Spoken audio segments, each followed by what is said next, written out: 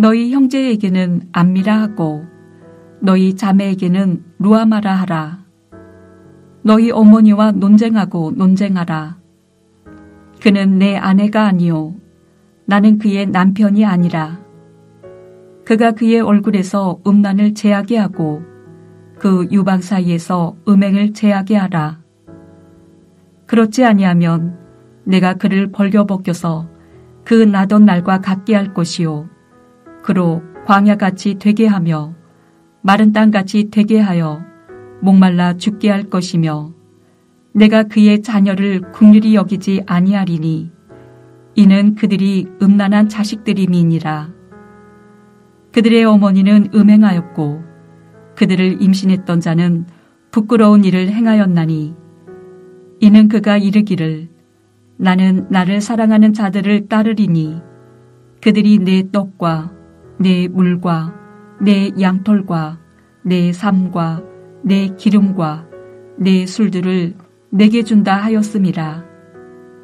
그러므로 내가 가시로 그 길을 막으며 담을 쌓아 그로 그 길을 찾지 못하게 하리니 그가 그 사랑하는 자를 따라갈지라도 미치지 못하며 그들을 찾을지라도 만나지 못할 것이라. 그제야 그가 이르기를 내가 본 남편에게로 돌아가리니 그때의 내 형편이 지금보다 나았음이라 하리라. 곡식과 새 포도주와 기름은 내가 그에게 준 것이요 그들이 바알을 위하여 쓴 은과 금도 내가 그에게 더하여 준 것이거늘 그가 알지 못하도다. 그러므로 내가 내 곡식을 그것이 익을 계절에 도로 찾으며 내가 내 새 포도주를 그것이 맛들 시기에 도로 찾으며 또 그들의 벌거벗은 몸을 가릴 내 양털과 내 삶을 빼앗으리라. 이제 내가 그 수치를 그 사랑하는 자의 눈앞에 드러내리니 그를 내 손에서 건져낼 사람이 없으리라.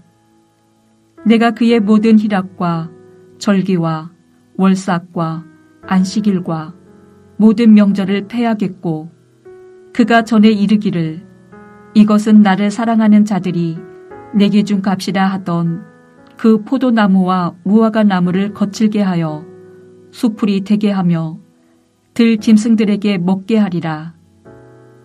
그가 귀고리와 폐물로 장식하고 그가 사랑하는 자를 따라가서 나를 잊어버리고 향을 살라 바알들을 섬긴 시일대로 내가 그에게 벌을 주리라. 여호와의 말씀이니라. 오늘 본문 2장 1절은 어제 본문에 이어지는 구절이라고 할 수 있습니다. 심판을 통한 징계가 끝나게 되면 하나님께서 서로가 서로에게 암미, 루하마로 부르게 하실 것이라는 것입니다. 즉 하나님의 백성이 아닌 자를 하나님의 백성으로, 긍휼을 입지 못한 자를 긍휼을 입는 자로 서로 부르게 된다는 것입니다. 2장 2절부터 23절까지는 1장에서 언급된 호세와 고멜과의 결혼을 배경으로 해서 법정에서 간음한 아내를 고소하는 장면으로 이루어져 있습니다. 여호와 하나님은 남편으로, 북이스라엘은 그분의 아내로 등장하면서 고멜의 간음은 이스라엘에 의한 언약을 파기하는 행동으로, 즉 우상 숭배로 고발하고 있습니다. 2절은 너희 어머니와 논쟁하고 논쟁하라는 말로 시작합니다. 여기서 논쟁하다는 말은 법정 용어로 소송하다라는 뜻입니다. 하나님은 자녀들에게 너희 어머니의 음행을 멈출 수 있도록 법정에 고발하라고 말합니다. 그는 자신의 아내가 아니며 자신은 그의 남편이 아니다. 그녀는 자신의 얼굴과 가슴에서 음란을 제거하라는 것입니다. 하나님은 이스라엘의 범죄인 우상 숭배를 음란과 간음으로 비유해서 책망하고 계시는 것입니다. 만약 이스라엘이 이런 음행을 제거하지 않으면 어떻게 될까요? 그러면 그녀가 처음 태어나던 날처럼 발가벗겨서 내버릴 것이고 광야 같게 하며 마른 땅처럼 되게 하여서 목말라 죽게 할 것이라고 말씀합니다. 그리고 그녀의 자녀 역시 긍휼히 여기지 않으실 것인데 그 이유는 그들이 음란한 자식이기 때문입니다. 남편이신 하나님이 아이들의 어머니를 이처럼 대할 수밖에 없는 이유는 그들의 어머니는 엄명하였고 또 자기를 사랑하는 자, 즉 애인을 따라갔기 때문입니다. 그녀는 그들이 자기에게 떡과 물과 양털과 삼과 기름, 술들을 준다고 하여서 따라간 것입니다. 이들 애인은 가나안의 신들, 즉 바알들이었습니다. 모세의 법에 따르면 아내의 부정은 돌로 쳐서 죽이는 것입니다. 그러나 하나님은 자기 아내를 죽이는 것이 아니라 벌로서 대응합니다. 6절에서 그러므로 내가 가시로 그 길을 막으며 담을 쌓아 그로 그 길을 찾지 못하게 하리니 라고 말씀합니다. 가시로 길을 막고 담으로 둘러쳐서 자기 아내가 그 애인을 따라가지 못하도록 막을 것이며 또 찾아다녀도 만나지 못하게 하겠다는 것입니다. 그때서야 이 아내는 남편에게로 돌이키면서 그때의 자기 신세가 지금보다 나았다라고 신세 한탄을 하게 될 것입니다. 여기서 이 아내가 옛날 형편이 더 나았다고 말하는 것은 그의 무지함에서 나오는 말입니다. 남편이 자기 아내에게 곡식과 새 포도주와 기름을 주고 그녀를 위해 은과 금도 주었음에도 불구하고 아내는 그것을 도리어 바알을 위해서 사용하고 있었던 것입니다. 하나님이 삶을 위한 수단으로 여러 가지를 주었지만 이스라엘은 그것을 삶의 목적, 즉 우상 숭배의 대상으로 만들어 버린 것입니다. 이런 무지함이 하나님이 아닌 우상을 숭배하는 자리에 이르게 한 것입니다. 이런 무지함으로 돌아올 생각이 없는 자신의 아내 이스라엘에 대하여 하나님은 어떤 조치를 취할 수밖에 없습니까? 내 곡식, 내 새 포도주, 벌거벗은 몸을 가리는 내 양털, 내 삶을 모두 빼앗겠다고 경고합니다. 그래서 그녀의 수치를 애인들 앞에서 드러내게 할 것이며 아무도 그녀를 하나님 손에서 건져낼 사람이 없게 만들 것이라고 합니다. 이스라엘이 당한 고난과 수치에 대하여 권해줄 자가 아무도 없는 것입니다. 하나님이 자신의 아내 이스라엘을 이렇게 하실 수밖에 없는 것은 15절에서 보듯 바알의 축제만 되면 하나님의 생각은 전혀 하지도 않고 바알에게 향을 태워 올리며 귀고리, 목걸이로 몸단장을 하고 애인들을 따라 나섰기 때문입니다. 그러므로 하나님은 북이스라엘이 즐거워하는 것들, 절기와 월삭, 안식일, 모든 잔치들을 끝장내실 것이라고 선포합니다. 또 몸값으로 받았다고 자랑하는 포도나무와 무화과나무를 모조리 망쳐버려서 수풀로 만들고 덜짐승들이 그 열매를 따먹도록 할 것이라고 말씀합니다. 그리고 하나님을 잊어버린 세월만큼 그에 해당하는 기간의 벌을 내리실 것이라고 외칩니다. 심판을 통해 모든 것을 중단시키고 파괴시키겠다는 것입니다.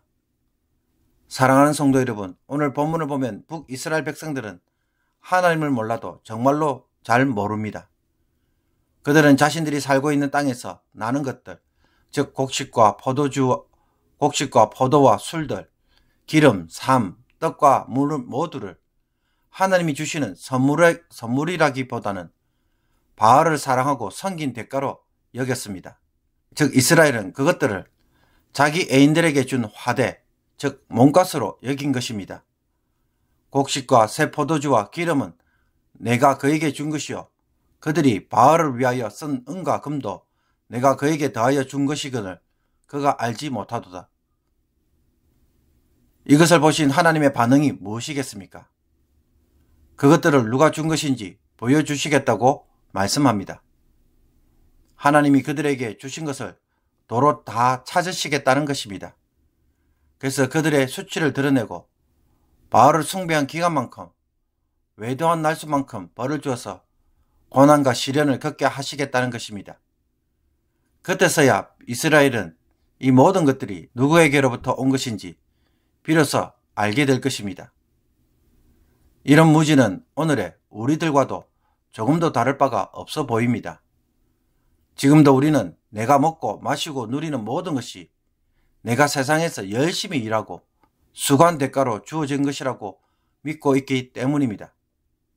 세상에 충성해야 지금과 같은 행복을 누릴 수 있기에 우리들 대부분은 신앙을 포기하면서까지 기꺼이 직장과 사업, 돈 버는 일에 매달려 살고 있는 것입니다.